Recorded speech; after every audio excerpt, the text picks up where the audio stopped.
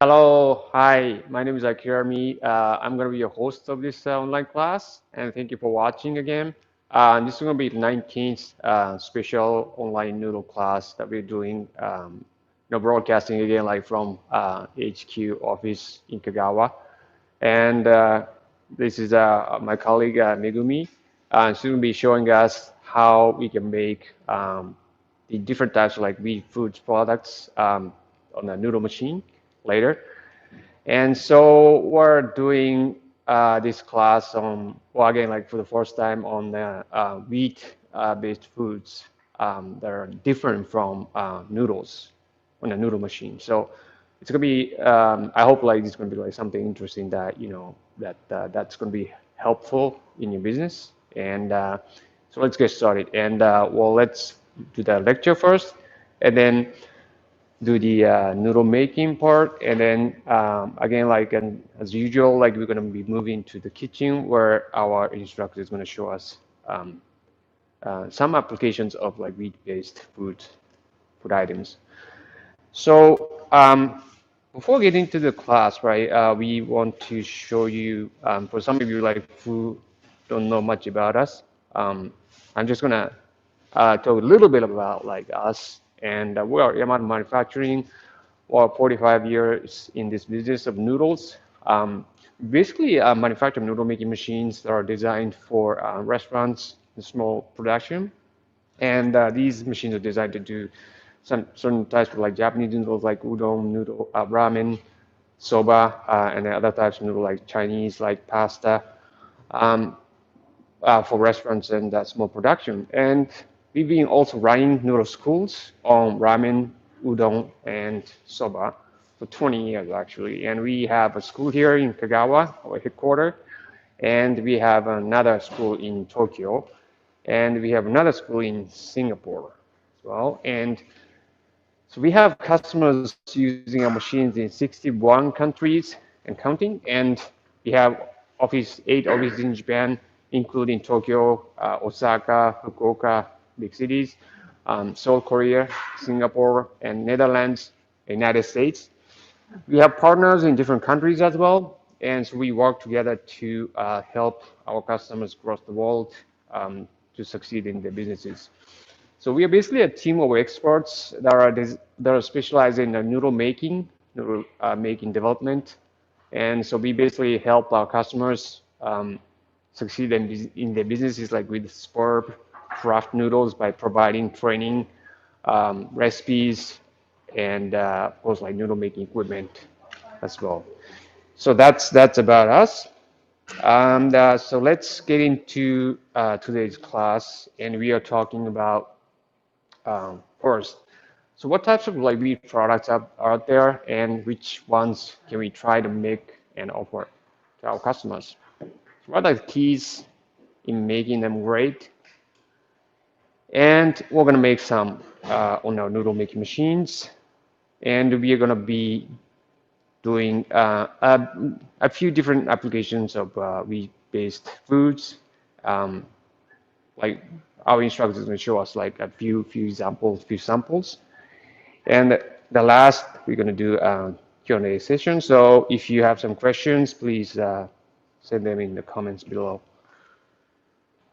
All right, so today we are talking about homemade production, various types of wheat-based products, and then there's many types of wheat-based food products out there. And because we are manufacturing noodle machines, this class we focus only on what our machines can make.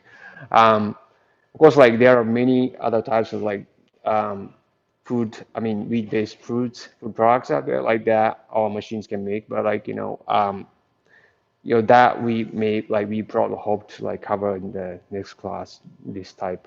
Um, this is a very interesting subject as because it shows the potentials of like what we can develop and offer to our customers who may want something different than noodles from time to time.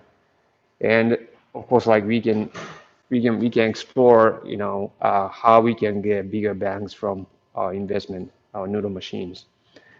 So we've been developing and polishing noodle making techniques over 4 decades of doing research and development, and working with thousands of noodle restaurants and professionals. So we thought, how we can apply our noodle making expertise to development and production of other types of spurb wheat-based products.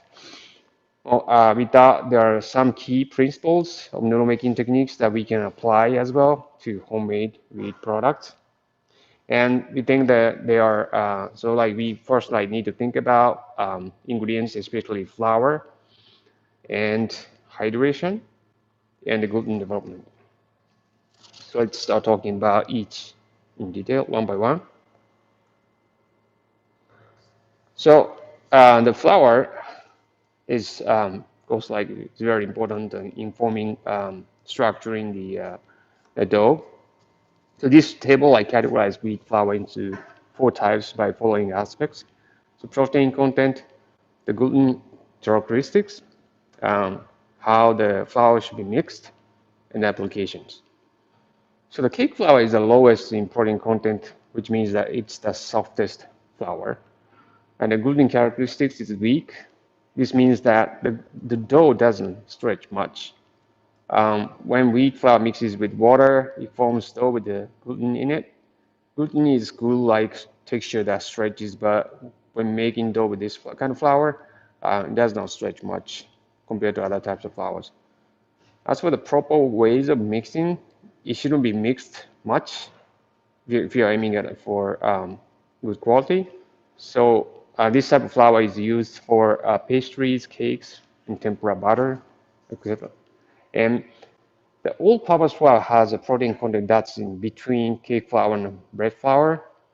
And in Japan, it may be called udon flour, but there's little demand for udon overseas.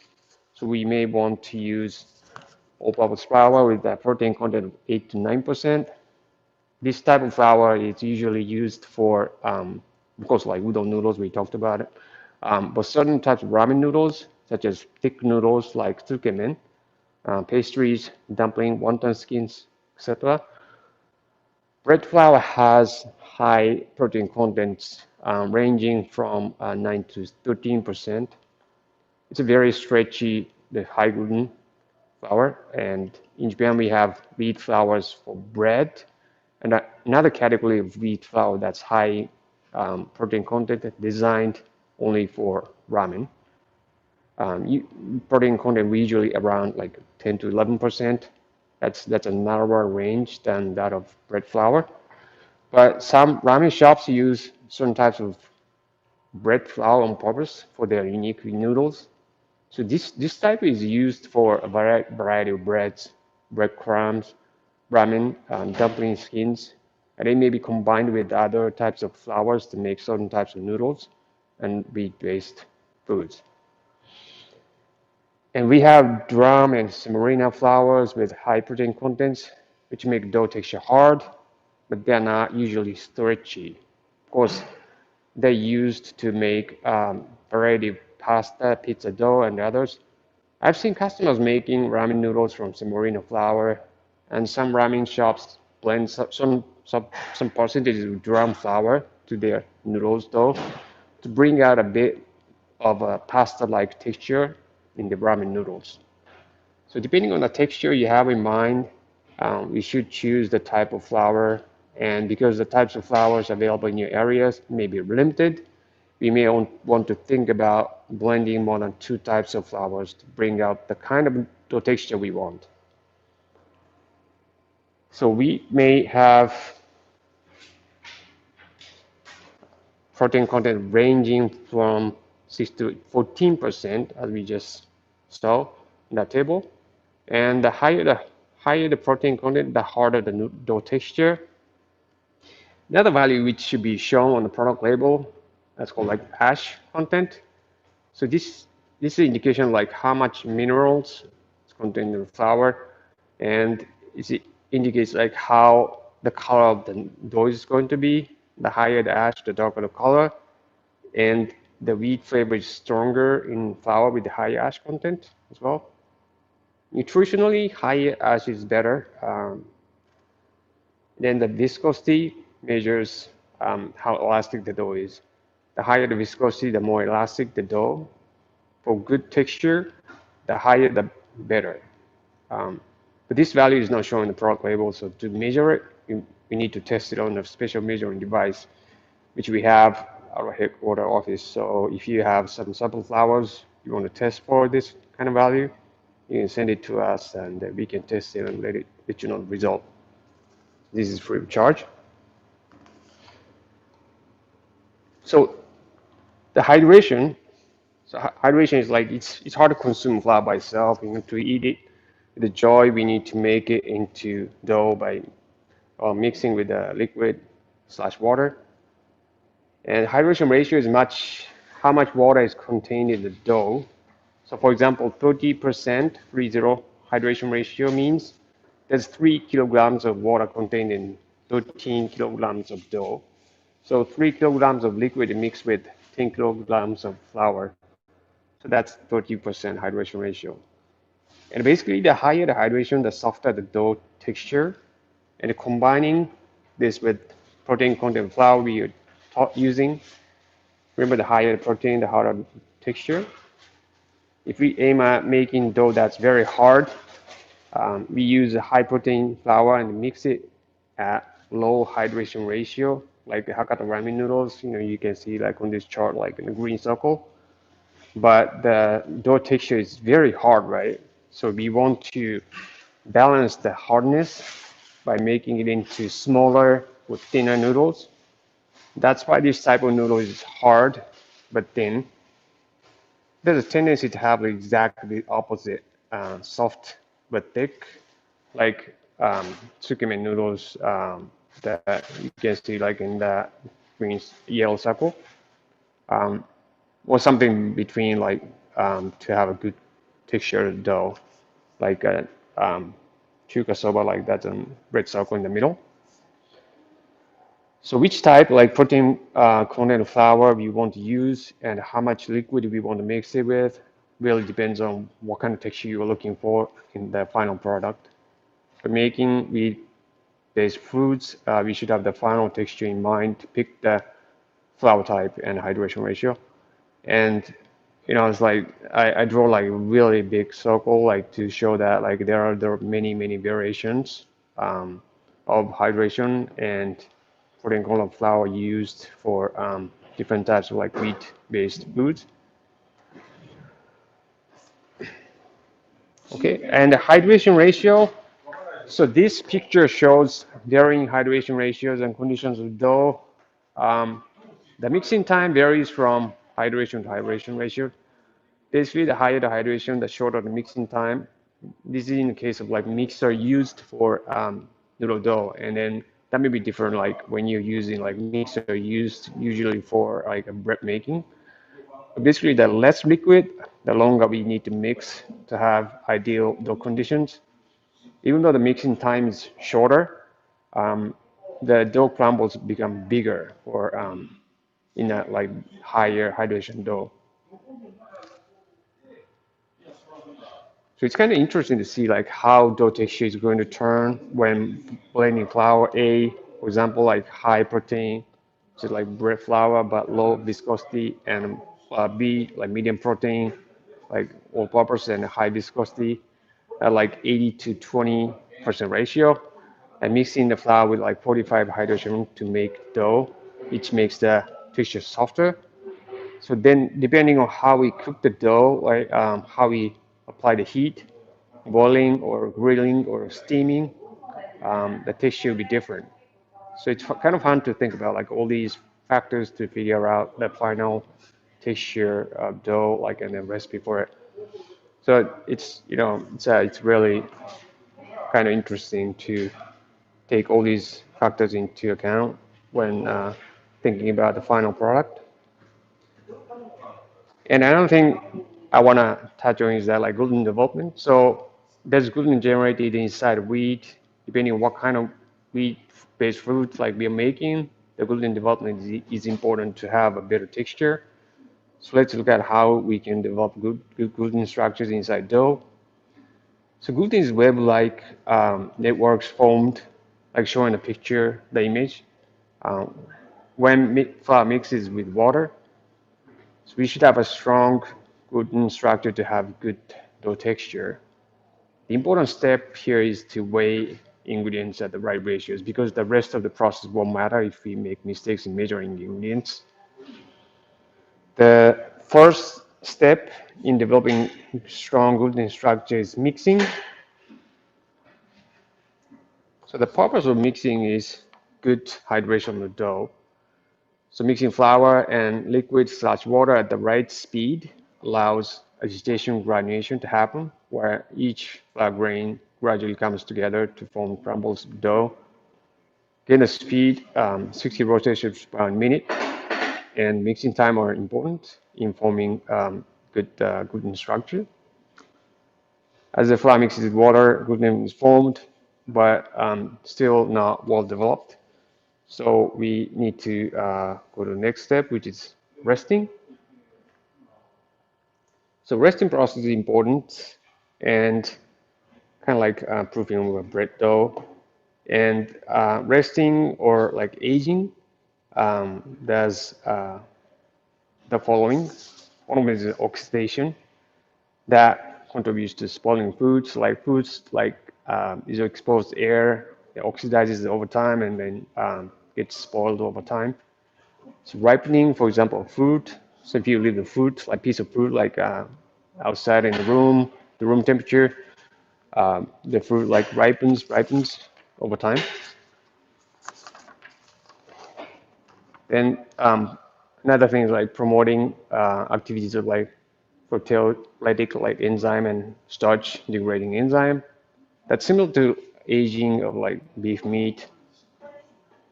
Proteolytic enzyme softens meat, and the characteristics of noodle resting. So when it comes like noodle resting, like we are expecting the four things to happen.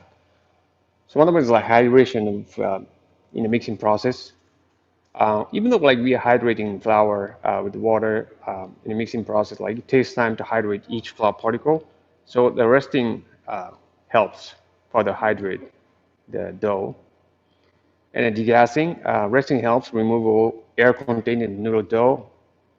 And so, we need to remove the air contained in noodle dough like early stage to prevent air pockets from bursting on the later stage of the noodle development, dough development. And then otherwise, that would undermine the gluten development of inside dough. And we can create better taste actually from the enzyme activities. So starch degrading enzyme and proteolytic enzyme decompose the protein and starch, which turn into amino acids and others that enhance the taste and flavor of the dough. And the resting helps like relax the internal stress of noodle dough. So after mixing, the noodle dough gets stressed from mixing, and that resting helps ease the internal stress accumulated inside dough. And this line is called optimal resting line, which corresponds to time and temperature. So basically, the higher the temperature, the shorter the resting time. I think it may be easier for you to understand this by imagining a banana turning darker faster in the room during a hot summer day than a cold winter day. Resting process matters more for dough that's high in hydration. So when we make authentic udon noodles, which is usually around 50% hydration ratio, we apply a two-step resting. First resting is after mixing. This is done at 28 degrees Celsius for 2 hours. Second resting is after pressing process. Dough is rested at 18 degrees Celsius for overnight or 24 hours. And another process that we do to further develop the gluten structure is by applying pressure or force to the dough. So when doing this on noodle machine, it can be done either by combining process in the ramen machine or pressing the dough in a press machine in a udon machine. So applying equal and appropriate amount of pressure onto the entire dough is the key. So after pressuring, because the dough now has internal stress, should be again rested before moving to the next process. So, so gluten development is also important for certain types of wheat-based food product items, and so these are processes that we need to go through properly to develop good structure inside dough. So, so I think like we can apply like these noodle making principles, flour like ingredients by understanding flour, the hydration, and the gluten development to make very good dough for a wheat-based food. And this is an example that like we cannot really use like noodle machines to make, but just a suggestion like wheat-based food that we suggest like noodle restaurants can make and serve. So like called like okonomiyaki and takoyaki. So okonomiyaki is basically a Japanese pancake that contains a variety of ingredients. It's like chopped cabbage, like typically seafood, meat, eggs, and noodles, like cooked noodles. There are many variations. The special sauce and sometimes like with the mayonnaise and a dry nori powder. There are many variations of dough you can make.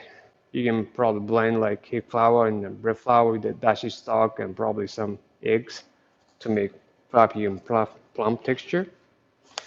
Okonomi means as you like in Japanese, so you can pretty much put anything in it. And takoyaki, taco means octopus in Japanese, and is grilled dough with a variety of ingredients inside in ball shapes. That's why it's called takoyaki, and there's a piece of octopus meat inside the ball. The ingredients are typically chopped vegetables and pieces of boiled octopus. But again, like there are many variations of it, and you can practically put anything in them. So there are many variations of dough again, but you can use probably cake flour and add dashi stocks, eggs, and probably some seasonings to the dough. And there's special grill pan to make these balls, and the outside is crispy, but like inside is soft and fluffy. You can probably make them on the side and offer them on a limited basis. They're also great for takeout items as well. So that's basically the lecture I had, and for this class, let's start making something on a noodle machine. And so today, what we're gonna show is that like we're gonna show two things. So one of them is it's a it's a it's like shumai skin, and we have the flour and water, salt, and vegetable oil. So these three things are liquid, and solid ingredients is just the flour. Okay, so let's start the mixer.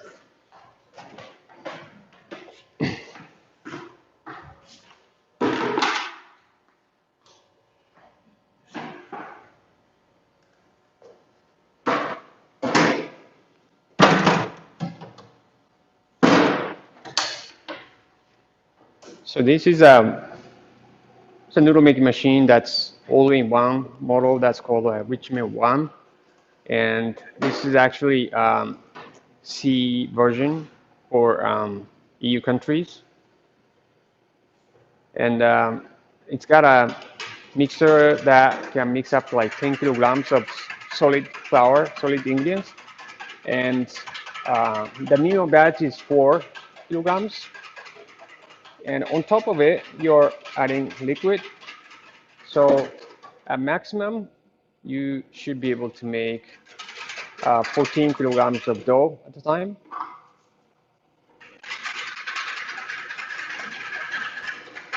It's important to like dissolve like all the ingredients into the water to make the liquid before we add it to the flour, the mixing process.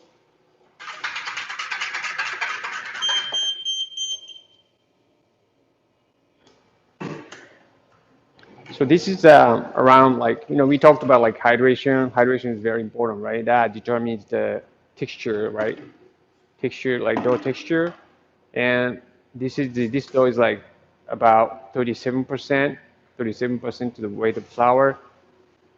But like inside 37%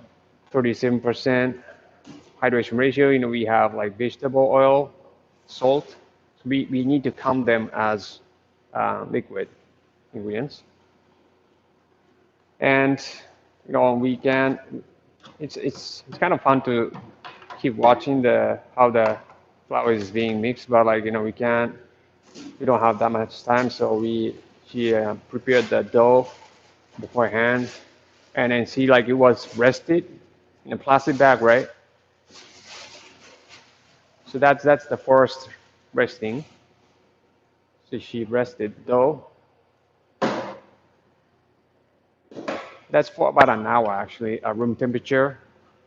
This kind of dough. Room temperature means it's like somewhere between 20 degrees and 25 degrees Celsius. Remember the resting optimal resting time or line. So the higher the temperature, the shorter the resting time, and then the higher the hydration dough, the bigger the effective resting. So, but like for this type of dough, like hydration ratio, 37%. For the first resting, we can probably like do the resting just for about an hour, room temperature.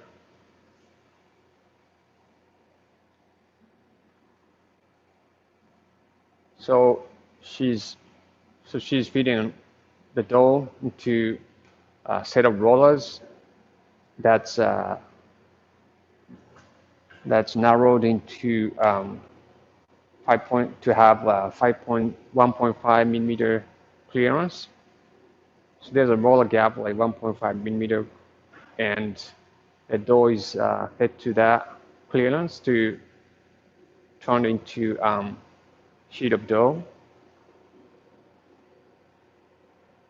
So this is a shumai skin. Yeah, for those of you who don't know what it is, it's like a kind of small eats, um, sort of like a dumpling, but like you just um, typically it doesn't have the closing. Like dumpling, like you usually close it. Like this one, like shaped differently, um, usually round shape with the the filling inside, and then um, we sort of like have top opening, so the filling is kind of showing, and so we make this like round, small shumai units, and then we place them onto the steaming pan, and then we just steam them to cook them. And this is something that our instructors is going to show you guys like how it's prepared to the final product.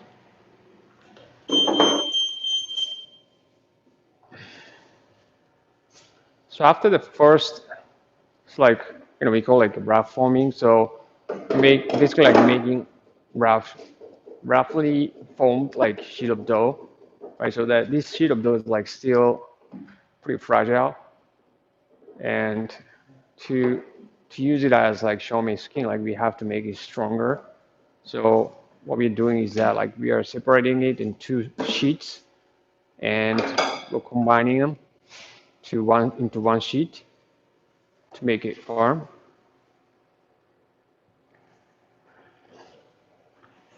So that was like 1.5 millimeter roller gap, and but we separated it to two sheets and combining, right. And one of the like each sheet is 1.5 millimeter, and we combining them.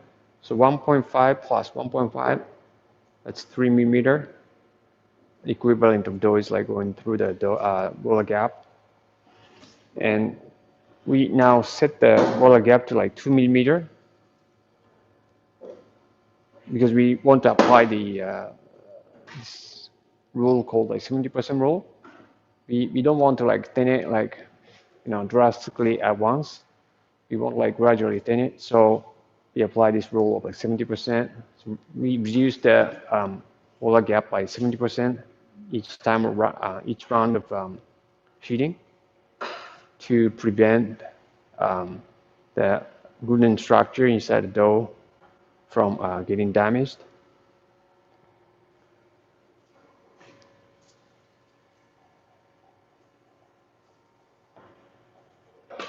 And we're going very, very slowly because we want to apply good pressure into the dough. That we talked about the pressuring to develop like gluten structure inside dough. So this is like what we're doing to pressure the dough to have the gluten structure developed inside dough. And this is second combining process.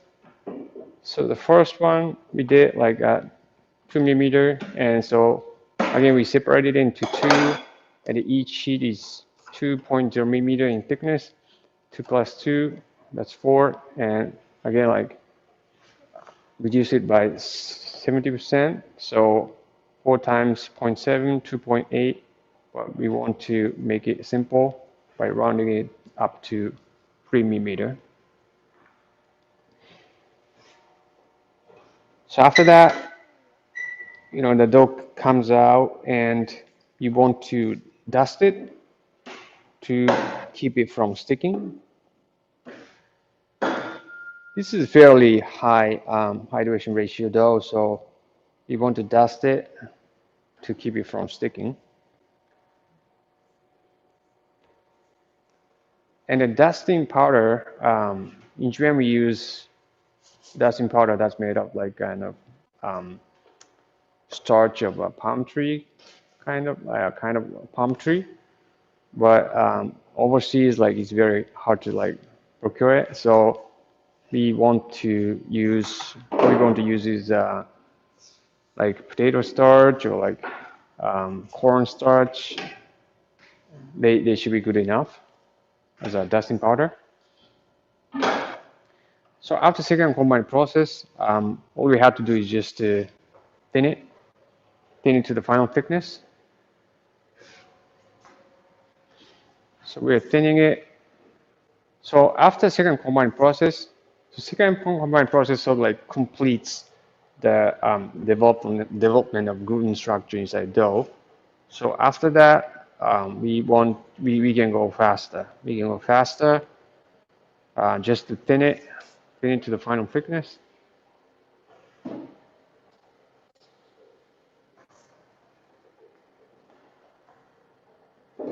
So that was 3, right? 3 times 0.7, 2.1. To make it simple, round it down to 2.0. And next round, want to thin it again. So that's this time around, like that's 2 times 0.7. It's 1.4, but we want to make it simple by rounding it up to 1.5. So that's 1.5 millimeter roller gap.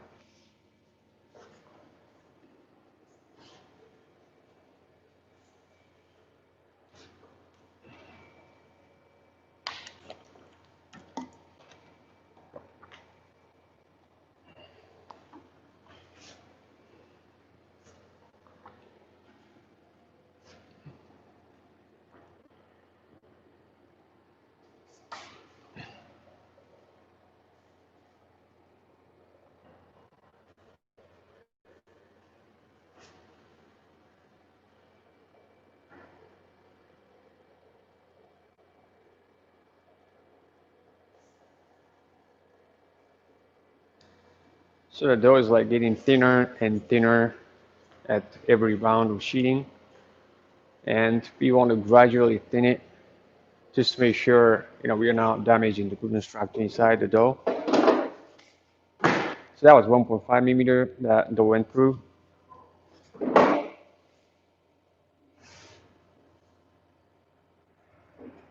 In the next round, we want to go at 1.0 millimeter, 1.5 times 0.7 is that's about like 1.0.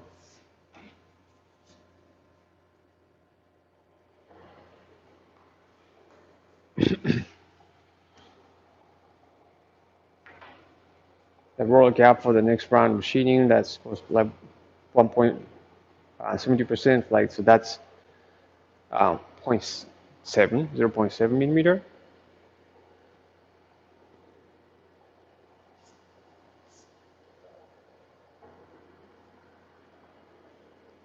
You can go faster. And so this is a dusting machine, automatic duster that this machine has. And so depending on the hydration ratio, how wet the dough is, you should adjust the amount of dusting. Of course, like the higher, the wetter, the more you have to dust, just to make sure that it's not going to stick together. So dusting is very important, like in noodle making processes, and that dusting, like enough, like sufficient amount of dusting, like ensures that the dough sheet like wouldn't stick together, and that sometimes like without sufficient amount of dusting, um, that you may want like you get into like a bit of trouble like processing the dough smoothly. And she's measuring the actual thickness of dough, and that's 1.2-ish, 1.2 millimeter.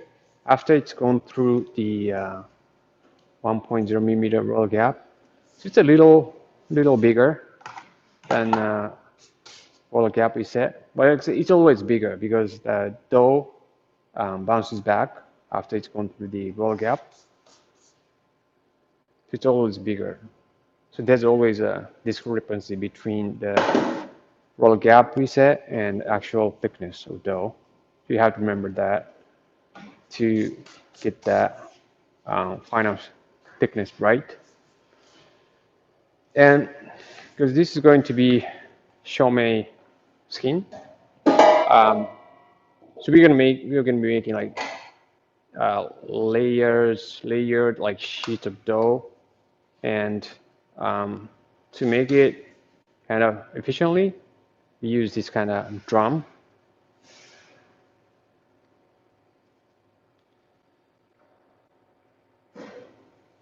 So final thickness we are aiming at is, okay, so the dough came out, and what we're trying to do is that like we are going to be winding this sheet of dough onto this drum.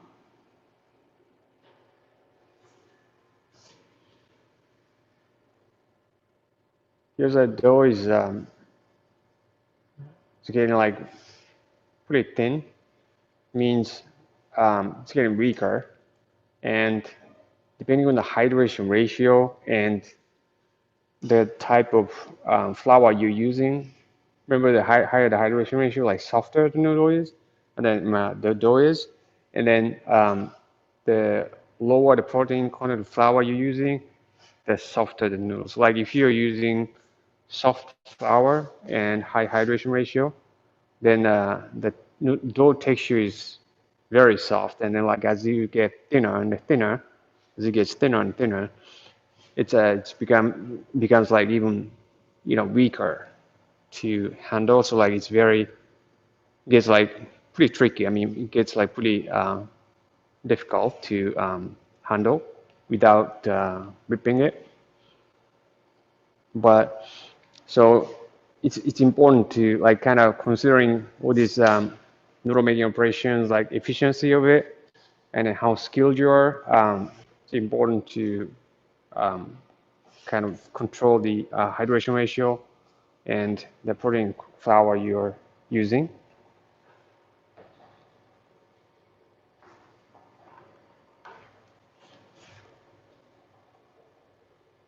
So it's also like important to like kind of go kind of slowly. If you go faster, then that again like may rip the bit of the dough sheet. So The controlling speed is also critical for kind of productivity and efficiency of operation as well. So again, like I don't know how many like layers of sheets of dough like we're making like on that drum, but we're making lots and lots of layers.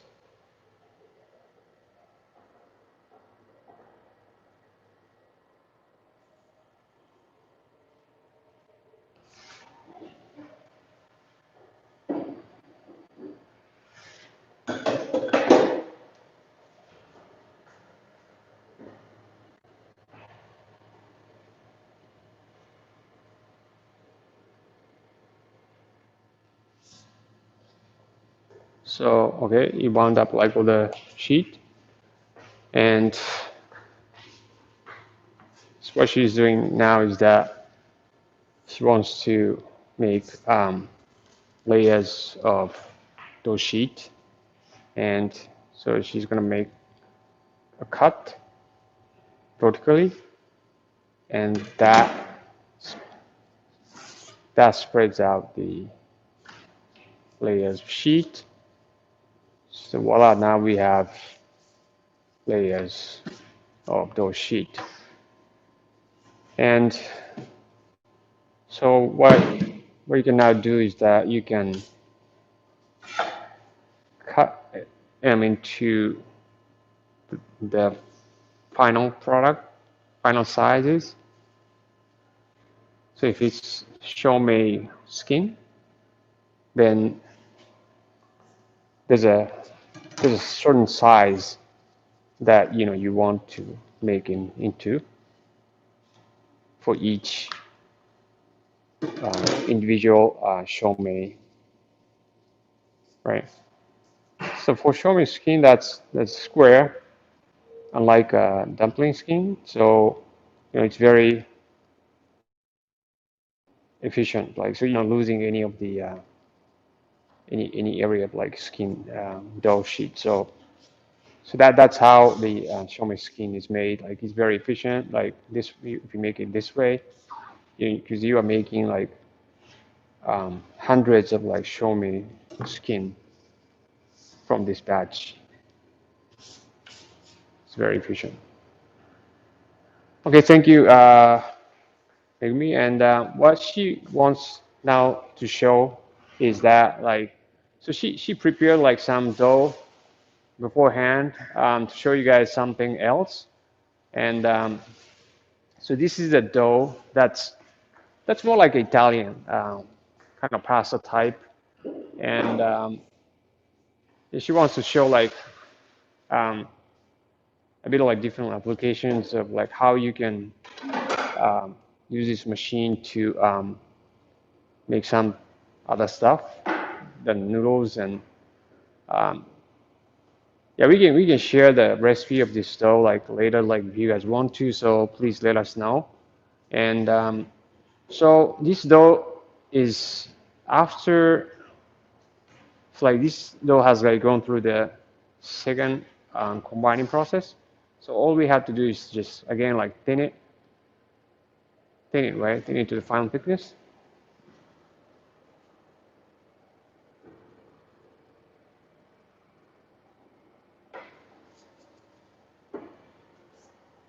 So the color is very different from the previous dough. It's got a lot of kind of eggy ingredients to it, and I can actually smell it. It's very yellowy, and I smell strong eggy flavor from this distance.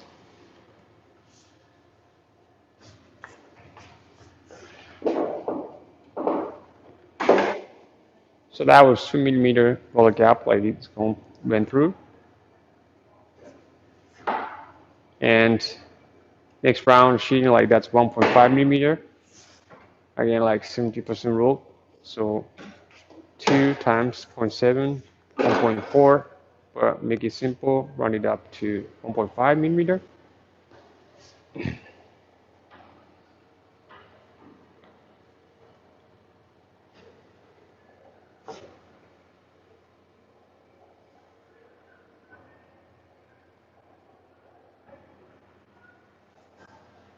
So yeah, that's 1.5 millimeters going through. And again, the actual thickness is always bigger than the roller gap we set. So the moment that's going through the roller gap, the it's 1.5, but the after that it bounces back. So like it's always bigger. To know how much bigger it is, like you need to measure it. So you always need to measure it. Like when before you cut it, yeah, to uh, get that final thickness right.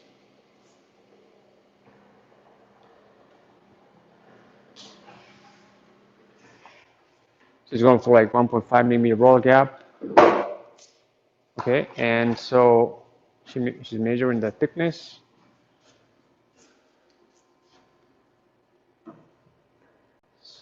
That's 1.7 ish. So there's a difference of 0.2, 3, and the final thickness.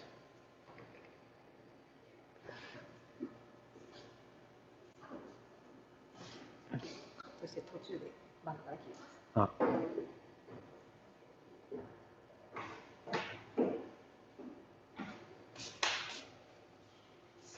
Right, so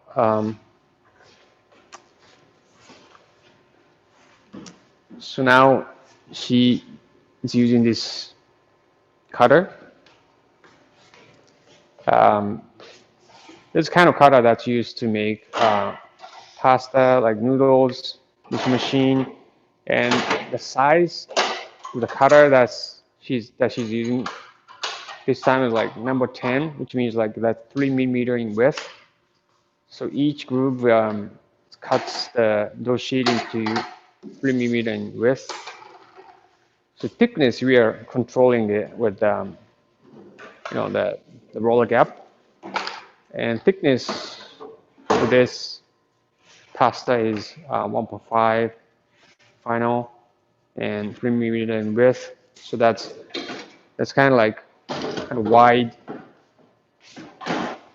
noodles, wide pasta.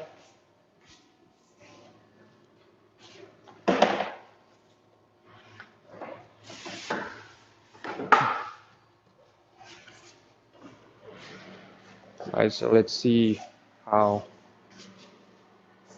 our pasta is going to come out.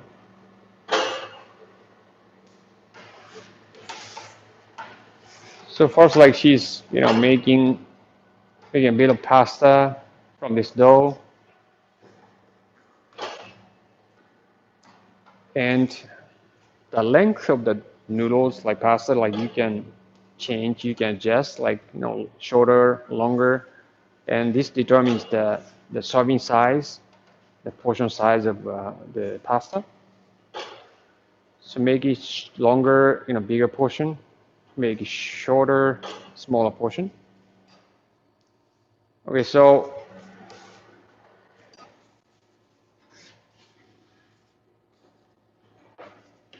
now she has like enough pasta for today. So she's gonna use the rest of the dough for something else.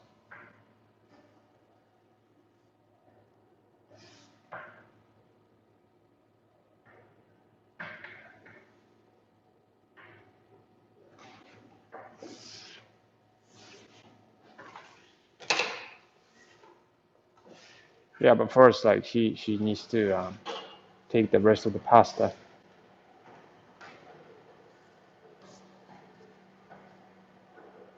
So let's say, she has 8, um, or 9 servings of pasta for today, right? And the rest of the dough,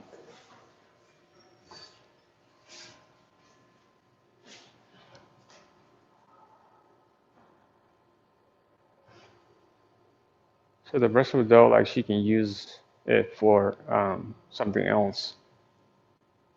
Because say like she got some requests from her customers for a certain dish using this pasta dough that she can use pasta dough to make.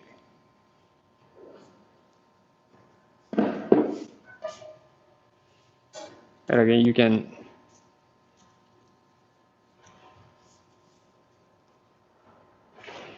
cut them into the sheet, and you can actually make them into different types of pasta, like maybe like filling pasta, like um, but this one she's actually using it for lasagna. It's like this is a lasagna sheet.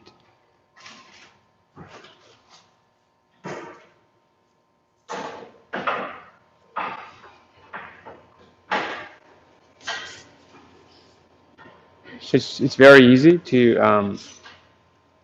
you know utilize the same dough for pasta, like different types of pasta, like even like a lasagna sheet and shumai skin, and yeah, and then like we have some customers like with the using like noodle machine to make different types of like uh, things like the bao dough and things like that too. So it's very versatile, like where you can apply like noodle making techniques to like develop and create like different types of wheat-based foods.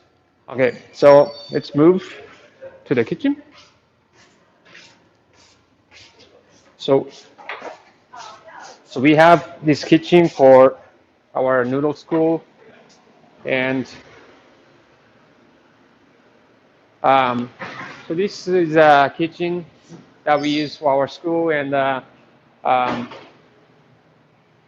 so we usually like when we have a school, like we have like up to like eight students, like each with like kind of specific requests for the type of ramen or like udon dishes that they want to make. And so we this is like a lab where we prepare anything, right? Any kind of ingredients. And so as you can see, like we have induction cookers here over here, like big ones. So each of these induction cookers is like cooking different ingredients, making different stocks. Um, whole chicken, chicken legs, like pork backbone, like pork head, you name it. And so it's so each part is cooking different stuff. Like so, we're gonna be making like different stocks, and students can learn how to make each of them like from scratch.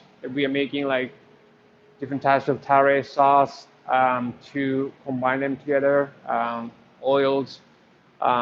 So it's basically like it's like a lab where they can play around with different components to reach the final recipes that they want. So it's a very interesting lab. And then, yeah, but like because of the situations with COVID-19, like it's been very hard for us to conduct these classes, especially for those of you like who are coming from overseas. So what we are trying to do is that like we are preparing like e-learning courses that would like with the videos and everything. So that we are hoping would substitute some of the curriculums that we do like in the real courses. And so we're gonna be announcing that when we're gonna be able to like offer it soon, hope. And so for those of you who are interested, please stay tuned, and we hope to be able to like announce it very soon. Okay, and so so in this class, we have an instructor. We are lucky to have our instructor. Our chief instructor of this school, is Akira, and so he has a background in Chinese cuisine. That's why he's very experienced in making things like kind of small eats like a shumai or like gyoza dumplings and other stuff. So we are very lucky to have like like teach us this in today's class. So thank you, Mr. Ikeda. Thank you. はい。Alright, so let's start making.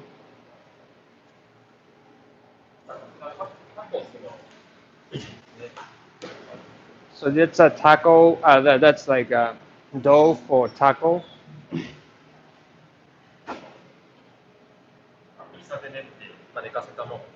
It's a taco skin. That's so we mixed it, the mixer, and we rest it.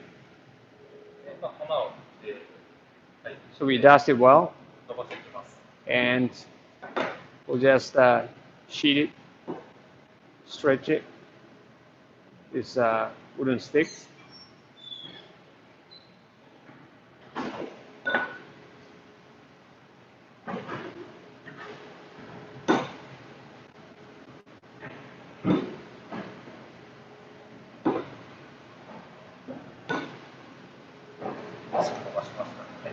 So like it's thin, and then we're gonna grill it in a pan.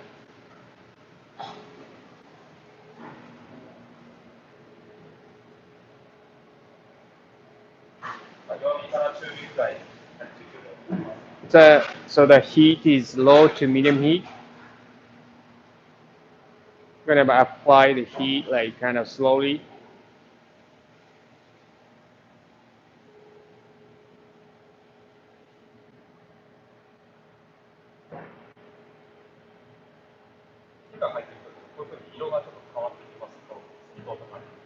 So as it's getting heated, like see the color is kind of changing, like from the edges, and then it's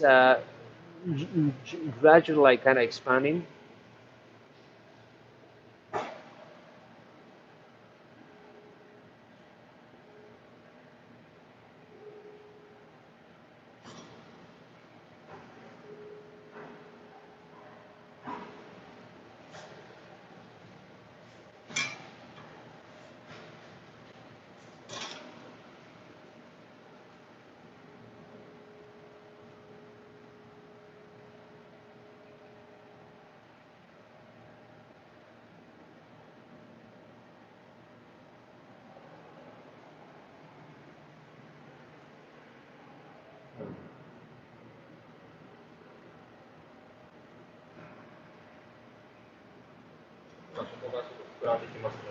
You see that part?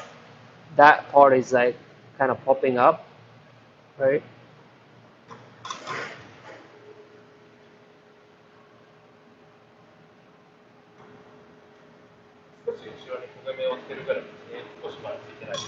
So we want to grill it like as much as like you see that some little burn on the back of the skin, and that's how we want it to be done.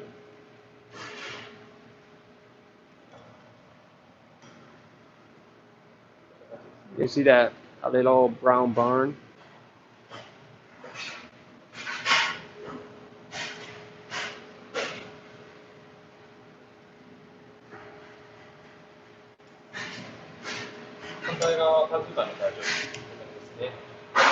Okay, so the from corner is done. Like so, that's how it's done.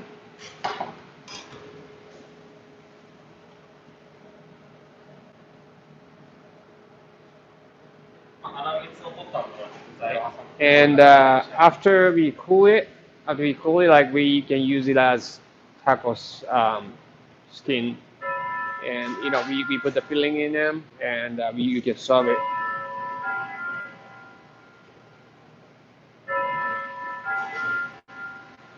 This is one of the things that we can make for from the noodle machine, and then like the wheat flour. It's another example of using this same skin, and we heat sandwich like ham and cheese between. and we can probably like serve like with salsa sauce.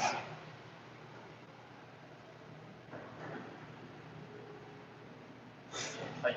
じゃあ次ですね。So the next 次、シューマイです。the shumai こ is れは作ったんですかね。hi. 作ったものですね。はい。So the skin that we はい。made right for shumai, 今回は、7、8センチぐらいの角ですね。and に that's なります。はい。so that like this is square like each that's about like 7 by 7 like 8 by 8 square centimeters. はい。切ったものにあんを乗せていきます。So we just put in filling. 今日のあんは、豚肉とエビ、あとは玉ねぎですね、をメインに使っております。So the filling, the main ingredients are like pork and shrimp and some onions. で、手でこう握りながらですね、And then 力を混ぜて、as you like kind of make a grip, 上から and ヘラで then 押さえなが kind ら、of 回しながら、press it from the top, and then like um, kind of spin it, こういう形で kind of gently like kind of make a gentle grip around it, and then press the top kind of gently, and then slowly you spin it in your hand ね。はい。to make the shape.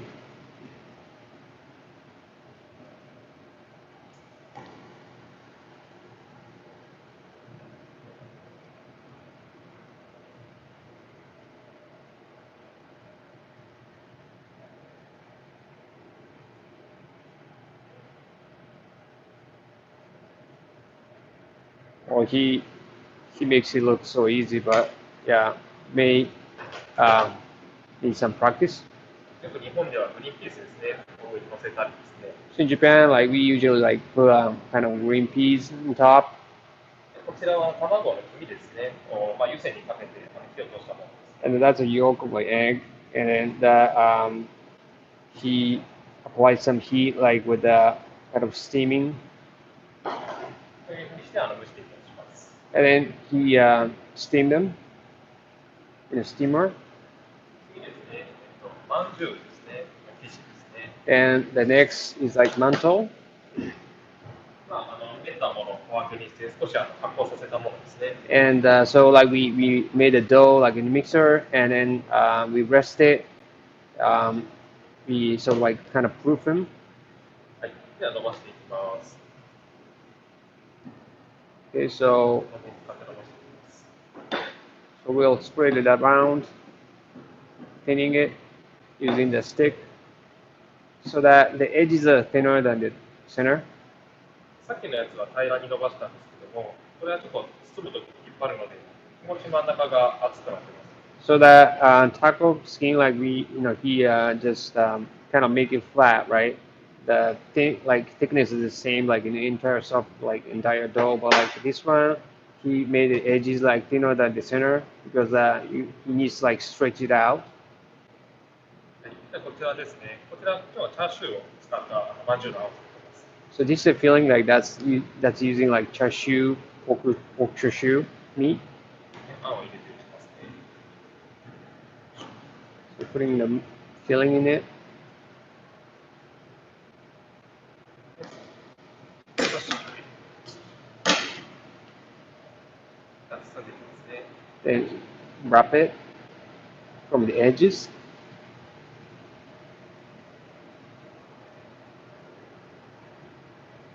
So kind of pinching the edges a little by little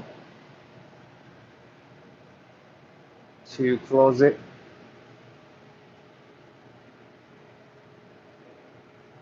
はい、行きましょう。Yeah, it's just so you need to like kind of pinch it, pinch the top finally, like at the last, and to close it, like kind of stick together to close it. もう一回伸ばして。So you make it in that, like another one.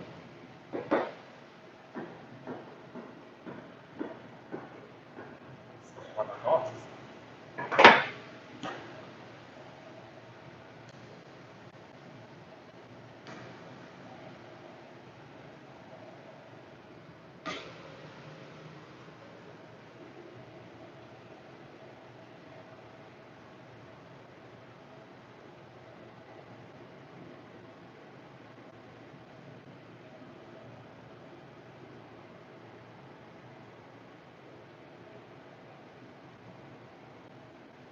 Okay, it's just like he makes it so easy, but he makes it look so easy, but like um, yeah, you may need some practice. こちらを蒸したものがこういうもので、So this is after like he steamed them.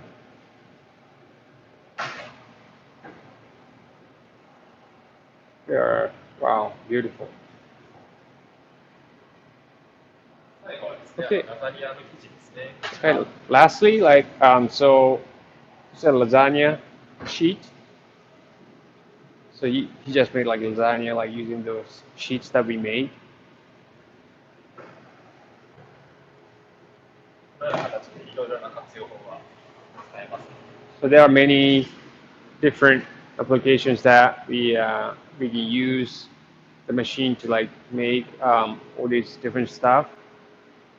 This like get more bangs from your noodle machines and like because your customers like may want like other things than noodles like from time to time. So if you have like these stuff like up to sleeves like to offer them to your customers, like the customers will be delighted, and you're offering like more value um, to your customers, um, and it's a fun, right, to sometimes like make different things from usual noodles like you're making like every day, right? So it's and you can offer these items like on the side menus or like kind of seasonal items, and that that may attract like some new customers as well. And some of them are like really, I mean, great for takeaways, and so that's a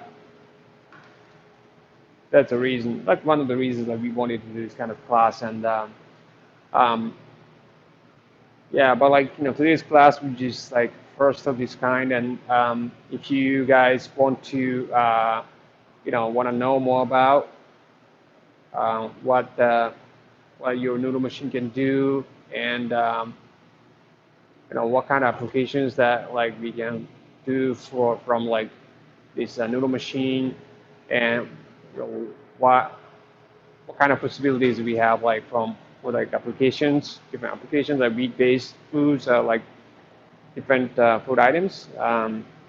If you're interested, like please let us know, and so we appreciate it. So, is there any questions?